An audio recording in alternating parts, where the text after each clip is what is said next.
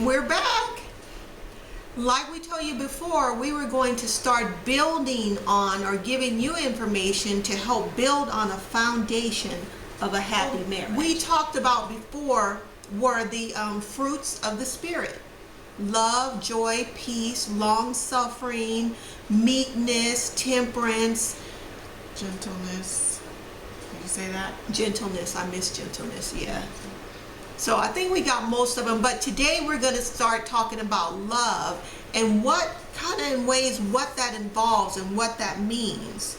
So we basically have within marriage we're talking about, because there are all kinds of love, I guess, outside of marriage. But within love, in marriage, there are basically two kinds of love that you operate within. Two kinds. The first is romantic love, and the second is caring love. And the caring love is more of what we have become, or most people know of, as the agape love.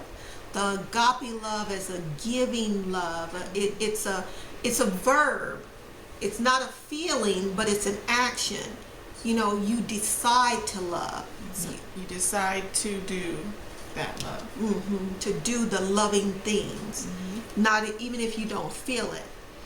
And so within marriage, you can operate within those. So when you first get married, like when you first got married, what was it like?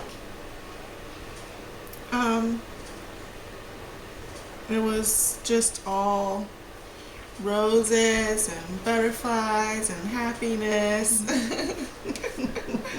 Yeah. What I call the stars and glitter and such. You have all those that, I mean, you fantasize about it for the longest and how perfect it's going to be and everything, and it is. You know, it is. You have that the romantic love, and it's like neither of you can do no wrong. Mm-hmm. But then reality sets in, and things kind of change. Mm-hmm. And so when some of those things started setting in, how did that go for you? I don't know. I remember there was a point probably around the 6-month mark, and I was like, did we do the right thing? Like, I guess that's when reality set in. Like, this is real. This is not all roses and butterflies and sparkles. That it's hard, and it's going to take some work. Mm-hmm. And getting used to each other. But one thing that we want to talk about today is basically the attitudes that are natural in the process of marriage, in the relationship in marriage.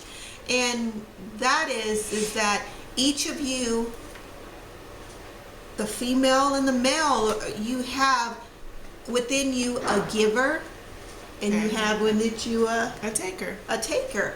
And so it's not that this spouse is a taker and that spouse is a giver, but the spouse, you are a giver, you are a taker. And when you get married, you operate within those things. And initially, you start out in the level of intimacy where both of you are just giving, and you can't give enough, and I just give you this and I give you that, and it's just overflowing with giving. But after a while, things start coming to reality, and maybe one is not giving so much, and some insecurities start coming in, or maybe one is taking a little much, a little more than what's making the other one comfortable. And so you kind of slip out of that intimacy part of it into what's known as the conflict stage. And where your giver or the taker within you starts wanting to take a little more, and the taker in them starts wanting to take a little more, and so you start having conflict, and you're not trusting each other anymore to supply those giving needs anymore. There's insecurity that starts setting in. And so then you start feeling like, I have to fight for myself. If I don't protect me, then who's going to do it? I I mean, even at this stage, that still is a struggle to keep yourself from taking over, and feeling like you're doing all the giving, and you come to a point where you want to say, I'm done giving. It's my turn. I need this. I need that. I need this. I need this from you. I need that from you, and you don't want to continue to give of yourself anymore. But the thing is to remember is when you get to that point is that remember that's your taker that's making you feel like that. And your partner has a giver and a taker and is probably feeling the same way. It's our sense of reality of what. And we're talking about a sense right now. We're saying when you first get married, but we each have been married for a long time.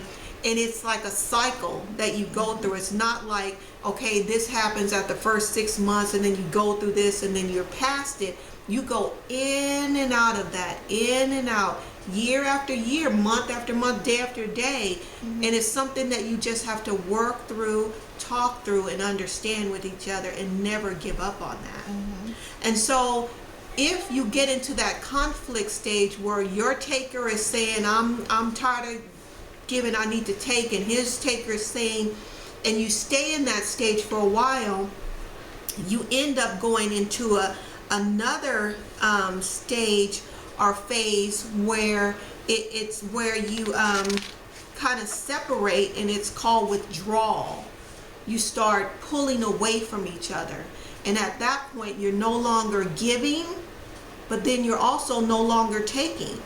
And that's a serious state to be in. That's a dangerous state where you're not trying to give anything to your partner, and you don't even care at a point if they're giving anything to you. You're not trying to take. And so you have to work through those. And then this is where you then go back to the fruits of the Spirit. Love, joy, peace, long suffering. The part that I said I have a problem with, that long suffering, is to not give up. Meekness, being willing to submit yourself, whether you're man or woman. It's not just women that have to submit, men also within themselves, and to work things and be temperate in all things. Yeah, and I think also it's not a feeling that you wait for it to come over you to make you want to go back to being kind and caring. I think it's a decision that you consciously make to say, I'm going to give this caring kind of love again. Is that what we talked about before, that agape love, that action love. You don't have to feel it. You don't have to feel like, because most of the time and to be honest, most of the time, not most of the time, but a lot of times I get into a state of mind where I'm just mad, and I'm thinking I don't want to, and I've done enough, and I'm sure my husband has felt the same way, but I'm thinking I've just given enough and I'm not going to do anymore. And then the agape love comes in, is where it doesn't have to be that feeling. You start doing it anyway. I get up and I ask my sweetie, do you need something? Can I get you something? I think about what would make him happy and what I can do. And so those things start kind of pulling you out of that conflict and pulling you out of that withdrawal level into back where you're giving again. And so, again, we say marriage is a complicated thing.